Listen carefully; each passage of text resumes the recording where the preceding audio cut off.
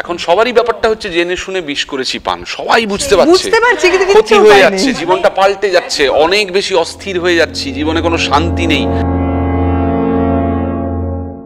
আমি একটা পডকাস্টে তার নিচে একটা আইডি থেকে একজন লিখেছে, এত লম্বা চওড়া কথা কিসের, আগে চুপচাপ কাজ কর কয়েক বছর, তারপর কথা। আচ্ছা তুই তো ইউটিউবের কমেন্টস পড়িস, তোকে কিছু বলা? খুব অনেক পড়ি না, কিন্তু কিছু পড়েছিস, ধর অত টিজার বেরোলো একটু কিছু প্রথমটা। তো তুই কখনো নিজেকে শুধরে নিয়েছিস? ভালো খারাপ, বিশ্বাস অবিশ্বাস, ভালোবাসা এবং ঘৃণা, এর মধ্যে লড়াই সবসময়ই চলে। কিন্তু আমরা শুনে এসেছি যে খারাপের কাছে ভালোর একদিন জয় হয় ঠিকই, মানে খারাপকে হার মানতেই হয়। তবে বর্তমান সময়ে দাঁড়িয়ে সেটা কি বলা যায়? বোধহয় নয়, কারণ যেখানে বারবার জিতে যাচ্ছে খারাপ, জিতে যাচ্ছে ঘৃণা ভালোবাসার ঊর্ধ্বে গিয়ে, সেখানে বোধহয় ছবিটা অনেকটাই বদলেছে। তবে 400 বছর আগেও যে ছবিটা ছিল এখন সেটা আরও প্রকট হচ্ছে, এবং সেটা আপনারা অলরেডি মঞ্চে দেখেছেন সকলে, এবার পর্দায় দেখতে চলেছেন। অথই আসছে পর্দায়, সকলেই জানেন বড় পর্দায়, এবং সেই বিষয় নিয়ে আলোচনা করতে আমাদের সঙ্গে আজকে রয়েছেন অনির্বাণ দা এবং সোহিনীদি। মানুষ মানুষকে ভালোবাসে না অথই, মানুষ মানুষকে ঘেন্না করে, না হলে ট্রোল করে। খুব সিরিয়াস আলোচনা, মুখ দেখে আমি ফার্স্টেই বলেছি প্রচণ্ড ভয় লাগে, প্রচণ্ড সিরিয়াস একটা ইন্টারভিউ আমরা না করারই চেষ্টা করব, কারণ এইরকম মাথায় ভাবনাটা নিয়েই বোধহয় যাওয়া উচিত না যে এরকম বিষয় নিয়ে আমরা সিনেমা দেখতে যাচ্ছি, এরকম, তাই না? হ্যাঁ হ্যাঁ, আসলে ওই সময় তো আর ফেরা সম্ভব নয়, যখন এককালে মানুষ শুধু একটা পোস্টার দেখে ছবি দেখতে যেতেন। এখন হচ্ছে টিজার, ট্রেলার, গান, 10,000টা কথা, পৃথিবীটা কি হচ্ছে, ওই কি হচ্ছে, সেই কি হচ্ছে, মানে ওই সময় তো আর ফেরত যাওয়া সম্ভব না। কিন্তু সত্যি মানে মানুষ যতটা এমটি একটা মাথা নিয়ে, ফ্রেশ একটা মাথা নিয়ে যাবেন, সিনেমার অভিঘাত, মানে তারা যে অর্থ বিনিময়ে ছবিটা দেখবেন, তাদেরই সেই মানে কি বলবো, মানে তাদেরই সেইটা লাভজনক বেশি হবে আর কি। যে আমি একদম সারপ্রাইজড হলাম, আমার কাছে একদম ফ্রেশ একটা জিনিস এলো। কিন্তু এখন তো কিছু করার নেই, এখন তো প্রমোশন, কথা বলতে হবে। আমার তো প্রমোশন নিয়ে একটু নিজের মনে নিজের ঢাক নিজেই পেটাচ্ছি যে আমরা কত ভালো করে ছবিটা বানিয়েছি। মানে যদি যাই বলি না কেন, আমি আরও যাই বলে দিই না কেন, ছবিটা খারাপ হলে তো ফাইনালি কেউ ছবিটা দেখবে না। প্রথমে হয়তো একদিন দুদিন দর্শক হবে, তারপরে তো দেখবেন। হেট্রেডই পরম সত্য, মানুষ মানুষকে অবিশ্বাস করে। মানে এটাই আমি বলছি যে মাউথ পাবলিসিটিটা বোধহয় আজও সবচেয়ে বেশি ইম্পর্টেন্ট অন্য কিছুর থেকে, তাই না? হ্যাঁ, মাউথ পাবলিসিটি, হ্যাঁ, মাউথ হলে সিনেমার সাথে দর্শকের যে গোড়ার যোগাযোগটা, সেটাতে তো কোনো বদল আসেনি। যে আপনাকে বাড়ি থেকে বেরোতে হবে ফ্যামিলি নিয়ে বা বন্ধু বান্ধবদের সাথে, বা একাও গিয়ে একটা হলে পৌঁছতে হবে, টিকিট কাটতে হবে, পপকর্ন নিতে হবে, অন্ধকার হলে এসে বসতে হবে, ছবি দেখতে হবে, এইটা তো পাল্টায়নি। কিন্তু তার আশেপাশে অনেক কিছু চলে এসছে। হ্যাঁ, ধরো ছবিটা বেরোলেই ধরো 33.5টা রিভিউ, হ্যাঁ, তার আগে প্রায় 63টা মতো ইন্টারভিউ, এই বাদ বাকিগুলো অনেক বেশি বেড়ে গেছে। মধ্যখানের যে আসল ইভেন্টটা, which is watching the cinema, সেইটা আস্তে আস্তে যেন ছোট হয়ে যাচ্ছে।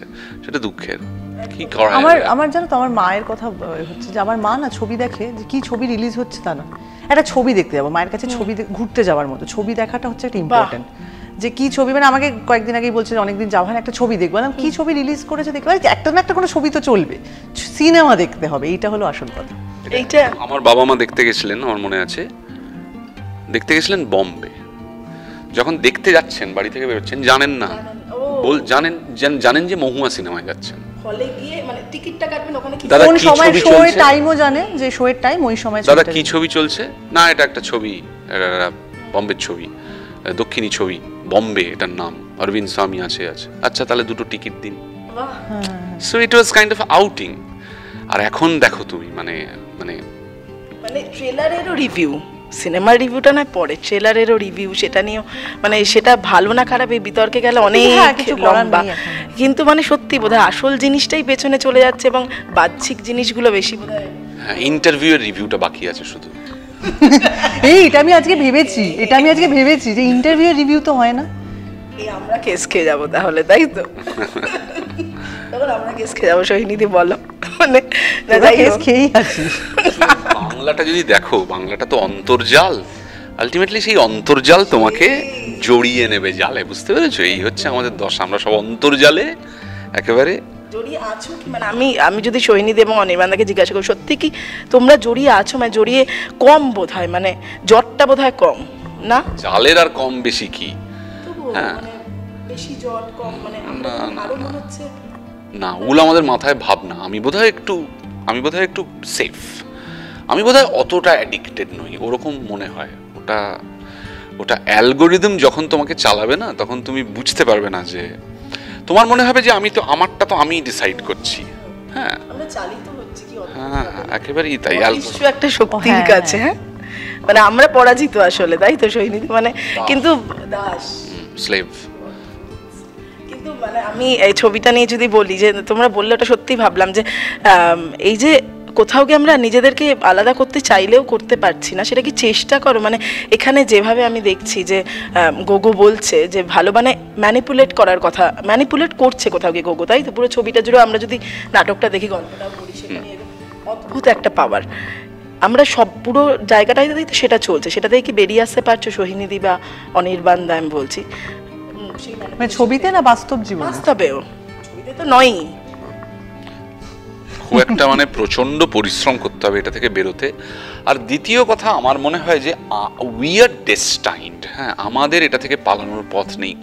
সমাজের অন্য ক্ষেত্রের যারা মানুষ, তাদের ক্ষেত্রে কিন্তু অনেকের ক্ষেত্রেই কিন্তু একটা দরজা খোলা আছে। মানে অন্য ক্ষেত্র, মানে আমি বলতে চাইছি যে অবশ্য কোন ক্ষেত্রই বা বলবো, কিন্তু বলছি এইভাবে আমি বলছি যে অন্য ক্ষেত্র মানে হচ্ছে যেটা এরকম ভাবে শোবিজ নয়। হ্যাঁ, ধরুন একজনের একটি মানে মুদিখানার দোকান আছে, বা একজন বাজারে বসেন বা গাড়ি চালান, হ্যাঁ, কিন্তু কিভাবে আসলে এত অঙ্গাঙ্গিভাবে নিটেড, কিন্তু আমাদের যে কোনো উপায় নেই সেটা আমরা পরিষ্কার বলতে পারি। কারণ আমি বলতেই পারবো না যে আমার এই ফোন দরকার নেই, আমার হোয়াটসঅ্যাপ দরকার নেই, আমার ইউটিউব দরকার নেই, আমি সেটে যাব, আমি অভিনয় করব, আমি বাড়িতে আসব। এটা তো আমাদের তো আমরা একদম চিরকালের জন্যে ফেঁসে গেছি আর কি, মানে কিচ্ছু করার নেই। কিন্তু কিছু ক্ষেত্র এমন নিশ্চয়ই আছে যারা এটা ছাড়াও হয়তো এক্সিস্ট করতে পারে। মানে ওই বিভিন্ন ক্ষেত্র, কিছু ক্ষেত্র হয়তো আছে। বল না কিছু ক্ষেত্রটা কি? এখন বলাটা খুব শক্ত, অন্তত যারা শোবিজে নেই। শোবিজে থেকে তাহলে বলছো স্রোতের বিপরীতে হাঁটাটা সত্যি কঠিন, বা নেই? নিউজ সেক্রেটারিয়েটে যিনি চাকরি করছেন, ব্যাংকের একজন কর্মচারী, হ্যাঁ, না, কিন্তু পেশাগতভাবে তো বাধ্যতা নেই, তাকে তো রিলস বানাতে হবে না। শুধু সোশ্যাল মিডিয়ার ক্ষেত্রে তুমি বলছেন তো? অন্যান্য অপুদা শেষ যে ফোন ইউজ করতো না, অপুদাকেও ফোন নিতে হয়েছে বোধহয় এখন, আমি জানি না নিয়েছে কি অপুদা ফোন। অপুদা তো ফোন ইউজ করতো না। না, আমি বলছি তিনি গানও শুনবেন, সিনেমাও দেখবেন, সবকিছুই করবেন, সোশ্যাল মিডিয়াটাকে আলাদা করে দেবেন, সেটা তাদের ক্ষেত্রে সম্ভব, আমাদের পেশার সাথে যেভাবে গেঁথে গেছে। কিন্তু এখনো কিন্তু মানে আমি জানি না, মানে ডাক্তারির সাথে সোশ্যাল মিডিয়া অবশ্যই যুক্ত, তাই না? যেভাবে ভিডিও হয় মানুষের কাছে পৌঁছানোর জন্য চয়েস, মানে সে যদি না করতে চায়, মানে ধর আমি যদি এখন আমার হাউসকে বলি যে আমি প্রমোশন করব না, সেটা তো হবে না, যে আমি কোনো প্রমোশন করব না, আমি কোনো ইন্টারভিউ দেব না, আমি করব না, আমার তো কাজ অভিনয় করা, আমার অভিনয় করা শেষ হয়ে গেছে, আমি আর এগুলোর সাথে যুক্ত থাকবো না, তাহলে তো আমার তো সেটা হবে না। এবার ধরো কোনো ডাক্তারবাবু বলছেন যে করোনার সময় যেমন আমি দেখেছি যে হার্টের নিয়ে বিভিন্ন রকম বলছেন যে এইটা করলে ভালো, কিন্তু সেটা তো উনি নাও করতে পারেন, চাইলে নাও ওটা অ্যাভয়েড করতে পারেন। বাট মানে তোর প্রফেশন যা, আমাদের যা প্রফেশন, আমরা তো অ্যাভয়েড করতে পারবো না। শিক্ষক যারা স্কুলে পড়ান, তারা মানে যারা একদম ডিরেক্টলি ক্লাসরুমে ঢুকে ছাত্রদেরকে পড়াচ্ছেন, অনলাইন ক্লাস নয়, তারা হয়তো হ্যাঁ, আবার ছাত্রদের আবার মাথাটা বুঝতে গেলে আবার তখন করতে হবে যে কি হচ্ছে তাদের মধ্যে, সেই মানে কোনো না কোনো ভাবে অদ্ভুত ভাবে এটা মানে 2006 বা 2007 বোধহয় এইটুকু সময় গোটা পৃথিবীটাকে মানে একদম, আর আসলে যে মূল বিষয়, যা মূল সমস্যা, সেগুলো থেকে সবাই আমরা সরে গিয়ে এখন সবারই ব্যাপারটা হচ্ছে জেনে শুনে বিষ করেছি পান, সবাই বুঝতে পারছে কিন্তু ক্ষতি হয়ে যাচ্ছে, জীবনটা পাল্টে যাচ্ছে, অনেক বেশি অস্থির হয়ে যাচ্ছি, জীবনে কোনো শান্তি নেই, ফোনটা ছেড়ে থাকতে পারছি না, সেই জীবনটা কোথায় গেল? কিন্তু এই জেনে শুনে মানে এমন গরল যে নামানো যাচ্ছে না আর কি, বেতাল এখানে ঘাড়ে রয়েছে, একদম বসে আছে, কিন্তু আমি বলছি যে ভালোবাসার যে কথাটা এখানে হচ্ছে ভালোবাসা এবং ঘৃণা, এটাও কিন্তু সত্যি যে কোথাও ভালোবাসা, আমরা সবাই এত ইরিটেটেড, এত বিরক্ত থাকি সব সময়, সত্যি ভালোবাসাটা কমে গেছে বলে মনে হয়। আমি ইন্ডিভিজুয়ালি বলছি, আমি যদি পুরো সমাজের একটা ছবি বলছি সেটা নয়, সেটাতে তো বটেই বোঝা যায়, আমি সেটা বলছি না, আমি যে নিজেদের ক্ষেত্রে মানে সে সেলফ রিয়েলাইজেশন, সেটা অনেকবার মনে হয় যে যা ছিলাম অনেক সরল ছিলাম, অনেক মানে ভালোবাসতে পারতাম, এখন বোধহয় কিছুই নেই। ঠিকই বলছো, এটা ক্যামেরার সামনে বলা ঠিক হবে কিনা জানি না, বাট ক্যাপাসিটি অফ লাভ আমার তো কমেছে। আমি যতখানি মানে ভালোবাসতে পারতাম যে কোনো জিনিসকে, একটা সিনেমাকেও, শুধু নারী পুরুষের ব্যাপার নয়, একটা সিনেমাকেও, একটা দৃশ্যকেও, একটা ভয়ঙ্কর গরমের পরে বৃষ্টি হলে সেই মুহূর্তটার প্রতি যে ভালোবাসা, সেই ক্যাপাসিটিটাও আমার কি মনে হয় ভালোবাসার থেকে অনেক বেশি আমাদের অবাক হওয়া কমে গেছে, কোনো কিছু নিয়ে আমরা অবাক হই না, যেখানেই যাই দেখি। আগে যেমন একটা এখন বিস্ময় ছিল যে বাবা চোখগুলো কেমন ছানা বড়া হয়ে যেত, কোনো সিনেমা দেখলে হোক, কোথাও ঘুরতে গিয়ে হোক, ভালো খাবার খেয়ে হোক, একটা সুন্দর জামা কিনে নিজেকে দেখে হোক, যে ভালো লাগছে, নিজেকে দেখে মনে হয় না আয়নাতে যে সুন্দর দেখাচ্ছে আমাকে, কিছু নিয়েই আর ভালো লাগছে না। কিরকম জানো তো, চাহিদাটা আমাদের প্রচুর বাড়ছে বলে নাকি চাহিদা দেখাও বেড়ে গেছে রে, দেখাও। আমরা যে কোথাও ধর ঘুরতে যাব, আগে তো আমি জায়গাটা জানতাম না, আমি টিকিট কেটে এই জায়গাটায় ঘুরতে যাব, এখন তো সবই তুই দেখে পৃথিবীর সব জায়গার ছবি। এবার বরং উল্টোটা হচ্ছে, তোকে ইনস্টাগ্রামে বা ফেসবুকে ওই কালার কারেকশন করে জায়গাগুলোকে যত সুন্দর দেখাচ্ছে, তুই যেখানে যখন যাচ্ছিস তখন বলছিস বাবা এই জায়গাটা তো এত সুন্দর নয়, বাবা এটা তাহলে হলো না, সারাক্ষণই হলো না, কিছুই হচ্ছে না। আমরা একটা জিনিস তুমি যেটা বললে না, ইরিটেশন, কি অদ্ভুত অদ্ভুত জিনিস হয় ভাবো। ধরো একটা তুমি পাহাড়ে গেছো, ওই একটু আগে বলছিল যে একটা খালি চোখে গিয়ে একটা উলঙ্গ পৃথিবীর সামনে দাঁড়ানো, আর ধরো তোমার পাশেই 4 জন আছে বা নিচে একটু 4 জন আছে, 15টা মোবাইল দিয়ে ওইটা দেখছেন। এবার ওরা মোবাইল দিয়ে দেখছে না, ওদের চয়েস, তুমি দেখছো না, তোমার চয়েস, কিন্তু তোমাকে ওটা ডিস্টার্ব করে দিচ্ছে।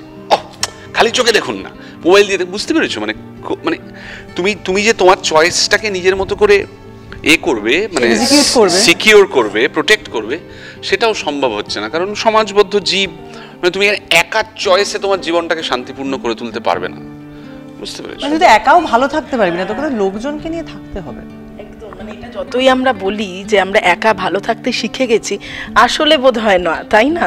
আমার যেমন আমি বহু বছর একা থেকেছি, আমার এখন খুব একটা একা থাকতে মাঝে মাঝে ইচ্ছে করে যে একটু 1 ঘন্টা 2 ঘন্টা একটু কেউ থাকলো না, কিন্তু আমি এখন বুঝেছি যে আমার চারপাশে মানুষজনকে দরকার, মানুষজন না থাকলে পরে ভালো থাকা যায় না।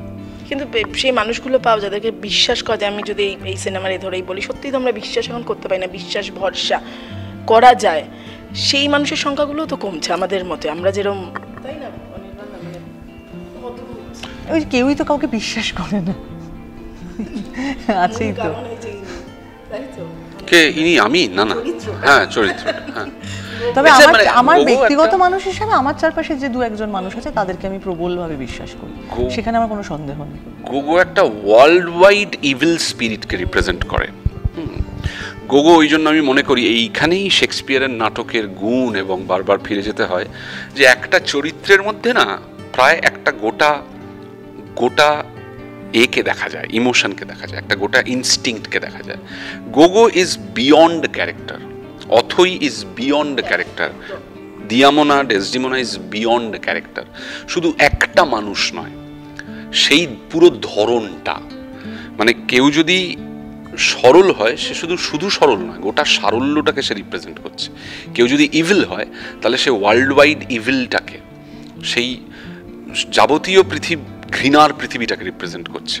কেউ যদি দয়াপরবশ হয়, দয়াশীল হয়, মহৎ হয় অথইয়ের মতো, তাহলে সে গোটা মহৎ এই ইমোশনটাকে রিপ্রেজেন্ট করছে। এখানেই শেক্সপিয়ারের গল্প নিয়ে সিনেমা করো, নাটক করো, একটু একটা আপলিফটমেন্ট হয়ে যায়।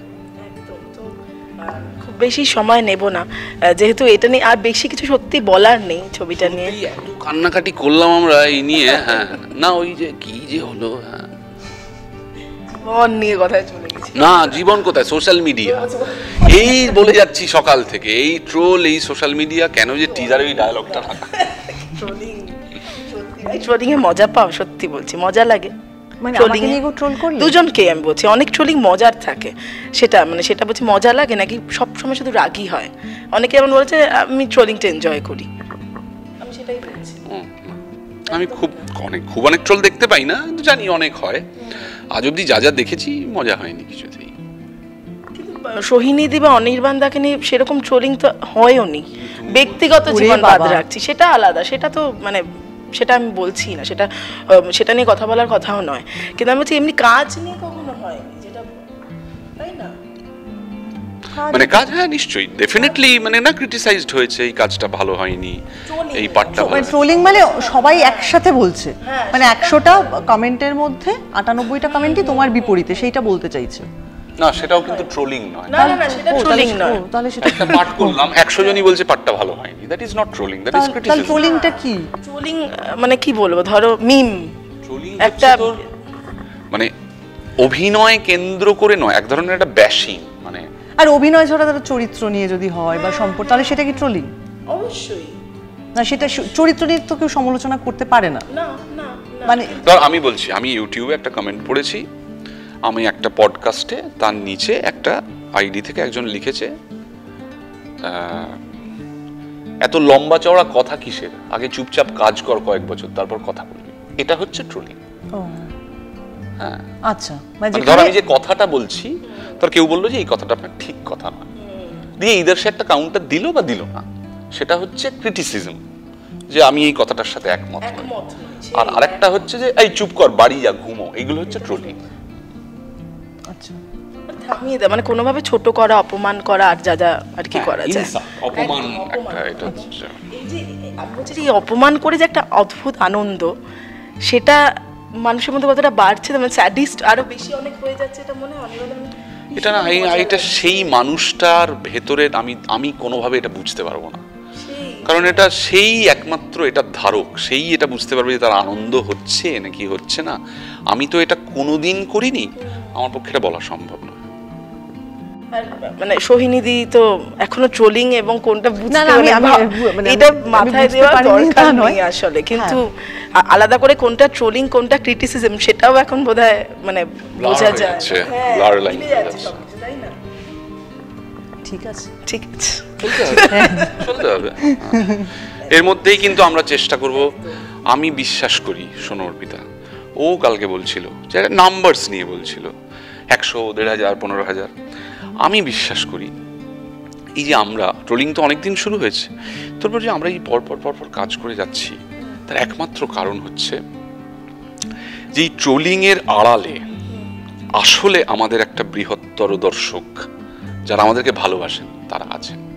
সারফেস লেভেলে এইগুলো হয়ে আছে বলে আমাদের মনে হচ্ছে বাবা কি গালাগাল, কি ব্যাশিং, কি আমি ভেবে দেখেছি যে যদি সত্যি একটা বৃহত্তর দর্শক সমাজ না থাকতো, তাহলে আমরা কাজ করতাম কি করে একটার পর একটা, এবং যদি সেই কাজ দর্শক না দেখতো, তাহলে প্রযোজকদের তরফ থেকে যারা কাজ বানায়, প্রডিউস করে, তাদের তরফ থেকে আমাদেরকে বারবার আহ্বানই বা কেন করা হতো যে না এরা কাজ করলে শুধু আমরা মানে এক হাঁড়ি করে গালাগালিই জোটে, তা তো নয়। আচ্ছা, তুই তো ইউটিউবের কমেন্টস পড়িস, তোকে কিছু খুব অনেক পড়ি না, কিন্তু ধর অত টিজার বেরোলো একটু প্রথমটা, তো তুই কখনো নিজেকে শুধরে নিয়েছিস? ধর তোকে কেউ ট্রোল করলো, সেই কমেন্টটা পড়ে তুই নিজেকে শুধরেছিস? ধর আমাকে আমার কোনো পোশাক নিয়ে কমেন্ট করা হলো যে আপনাকে মোটা লাগছে, কুৎসিত লাগছে, আপনাকে এটা মানায় না, এটা তো ট্রোলিং।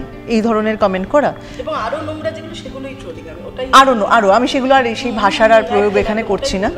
তো সেটা থেকে ধর আমি তারপর থেকে আমি ভাবলাম যে না, এই ধরনের জামা কাপড় পরা আমার ঠিক হবে না, আমি এরপর থেকে সেটা কি মানুষ করে?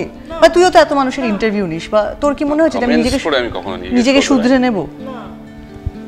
মানে কমেন্টস এর থেকে অনেক বেটার ক্রিটিক আমার নিজের মধ্যে বসে আছে। আমি অন্তত নিজে একটা কাজ করে ভুল করে বুঝতে পারি যে this is wrong, I should not repeat this, এটা আমি এই বিচার ভেদটা আমি নিজেই করতে পারি। কমেন্টস এর জন্য সেটা করতে হয়। মানুষের কথা শুনেই তো আমরা আমাদেরকে বদলাই না সোহিনীতি, সেটাই মনে হয়। কমেন্টস তো দূর, মানে চেনা মানুষের কথা শুনেই কই নিজেকে বদলাম, নিশ্চয়ই নয়। যেটা নিজের মনে হয় ভালো বদলাও না তো। হ্যাঁ, মানে আমার ভিতরটা আমি আলাদা করে কিভাবে পাল্টাবো? বাবা মার কথা শুনেই লোকে পাল্টাতে পারে না। একদম নিজের যেটা ভালো, তো এই কমেন্টস তো তারা চেনেই না, জানেই না, তাই না? মানে আমি যদি ধর খুব রাগ করি কারোর উপরে, বা আমার খুব হঠাৎ করে খিটখিটে হয়ে গেছে, সেটা তো সবার আগে আমি নিজে বুঝতে পারবো যে আমার একটা এরকম কিছু হচ্ছে, ফলে আমি নিজেকে তার জন্য যা করার করবো বা করবো না কোনো একটা, কিন্তু সেটা আমি নিজে বুঝতে পারবো। রিয়েলাইজেশনটা তো আগে নিজেরই হবে, দিয়ে কখনোই হয়নি, সেটা হবেও না কখনো। এগুলো কিন্তু তোর একটা ফেজ আর কি, এগুলো চলবে, আবার নতুন কিছু ট্রোলের জায়গায় আবার নতুন শব্দ আসবে। এখন তো এই নতুন সব শব্দ, এগুলোর সঙ্গে অ্যাকাস্টমড বোধহয় এখনো আমিও খুব একটা নই, মানে অনির্বাণ দা বা সৈনিধি খুব একটা হওনি বোধহয়। আমরা মানে এন্ড 80s তো আমি মানে 90s জুড়ে বড় হয়েছি, ফলত একটা শখ আমার কাজ করতে থাকে।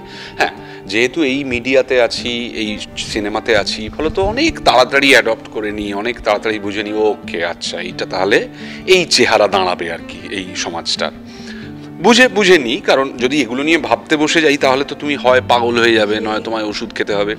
কিন্তু ভেতরে ভেতরে বিষয়টা তো আজকে আমাকে নিয়ে হচ্ছে, কালকে ওকে নিয়ে হবে, পরশুদিন তোকে নিয়ে হবে। তো কিন্তু শখ একটা কাজ করতে থাকে ক্রমাগত রাত্রেবেলা ঘুমানোর আগে, বা যে বাবা কি থেকে কি হলো এটা কাজ করতে থাকে। মানে আমরা তো বলছি যে পাত্তা দিই না, কিন্তু ওই ছুঁয়ে যায় আর কি আমাদেরকে। You can not escape. আচ্ছা, লাস্টে একটাই তুমি যে বললে যে অনেক টার্ম, এই যে ফোমোটা এখন খুব ফোমো হয়। হ্যাঁ, এইটা আমিও কিছুদিন আগে এটা জেনেছি, ওর জন্য অনেকে জিজ্ঞাসা করি আমি, এটা হয় এইভাবে হয় না? তোমাদের হওয়ার কথাও নাই? না, আমার কোনোদিন হয়নি। উল্টোটাও আছে, কিন্তু জমো আছে, জয় অফ মিসিং আউট। আমিও জানতাম না জমোটা, ফোমোটা আমি জানতাম, জমোটা জানতাম না। মানে আমার দিকে কেউ তাকাচ্ছে না, আই এম এনজয়িং দ্যাট। তাকাচ্ছে না? হ্যাঁ, মানে আমাকে কেউ পাত্তা দিচ্ছে না, আমাকে কেউ বিরক্ত করছে না, I am enjoying that, I am liking this isolation. এটা আছে, এটা অনির্বাণদার আছে? না, আমার নেই, আমি যে টার্মটা আছে। সোহিনীদের কোনটা আছে, ফোমো না কি বললে তুমি? জমো। বাবা, জয় অফ মিসিং আউট। বাবা, আগে তাহলে এগুলো বুঝে নি ভালো করে, এখান থেকে বেরোতেই ভুলে যাবো ফোমো জমো, আগে এগুলো বুঝি। কেন ফোমো হচ্ছে fear of missing out. FOMO কি বল, এখন একটা বলা হয় যে তুই ওপেন হাইমার দেখিসনি, এই তোর ভোগান্তিটা হচ্ছে তুই ফোমোতে ভুগছিস।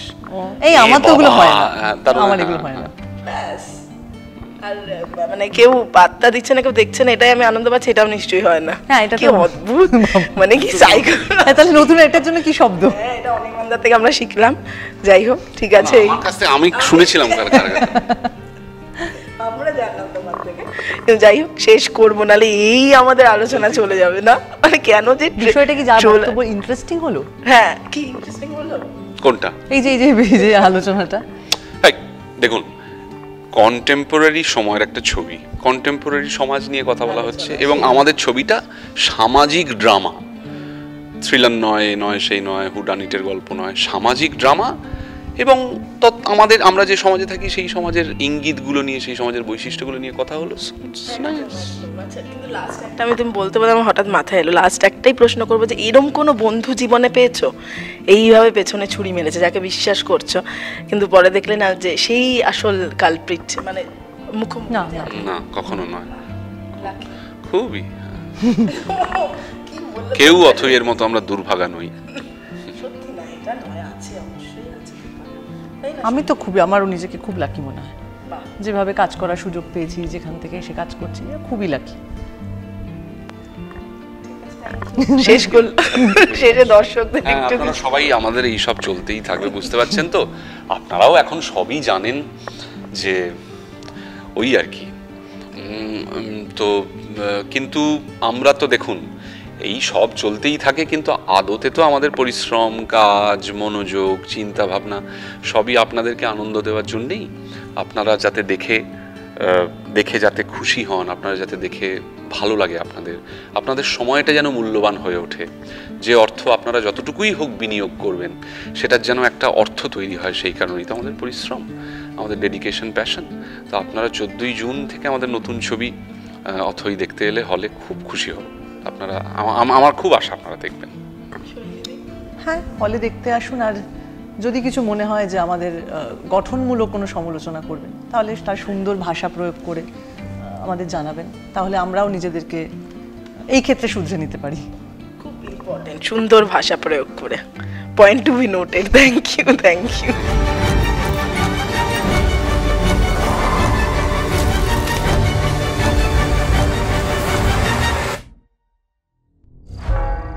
টলিউড ফোকাস কলকাতা চ্যানেলটি আপনাদের ভালো লাগলে লাইক করুন, সাবস্ক্রাইব করুন এবং আপনাদের প্রিয় ভিডিওটি অবশ্যই শেয়ার করুন।